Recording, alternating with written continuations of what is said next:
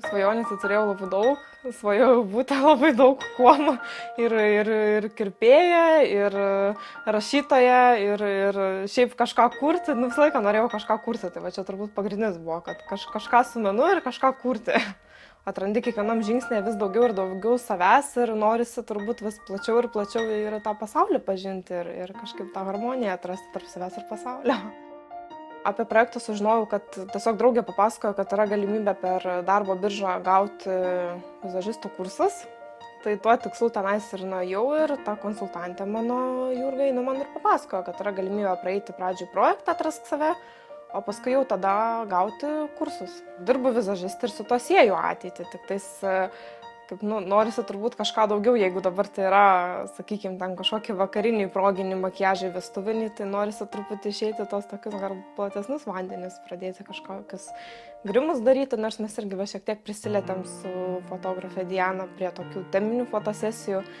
Tai aš manau, kad tuo keliu toliau, bet aišku visą laiką tobulėti ir paskui galbūt bendro stiliaus kažkokį įvaizdį kurti.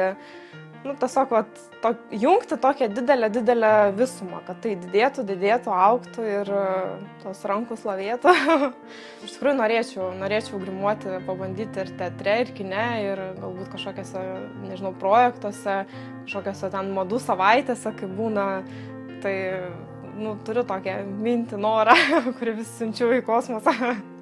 Iš tikrųjų, tai tiem, kas dar niekaip nesugeba atrasti savęs, arba bent jau taip galvoja, tai turbūt mano toks vienas patarimas būtų suprasti, kad tas ieškojimas tai yra gyvenimas. Ta prasme, tu visą laiką savęs ieškai.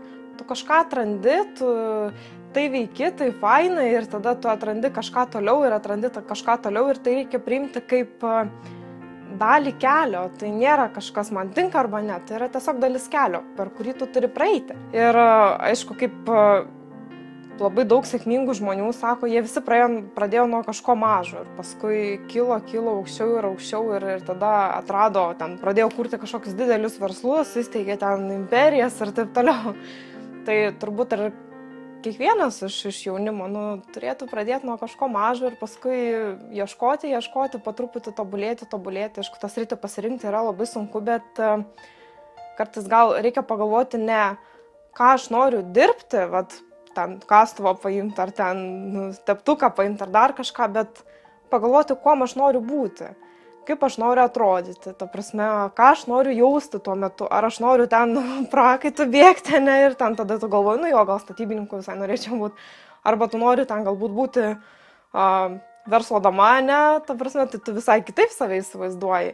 Ir prie to savęs įsivaizdavimo, prie to jausmo, kurį tu norėtum patirti, tada jau galvoti, tai ką aš dabar galėčiau veikti, kad būtent tai atsitiktų. Nes tas jausmas yra svarbiausia, ne tai, ką tu darai būtent, ar ten dažai, ar špakliuoji, ar dar kažką.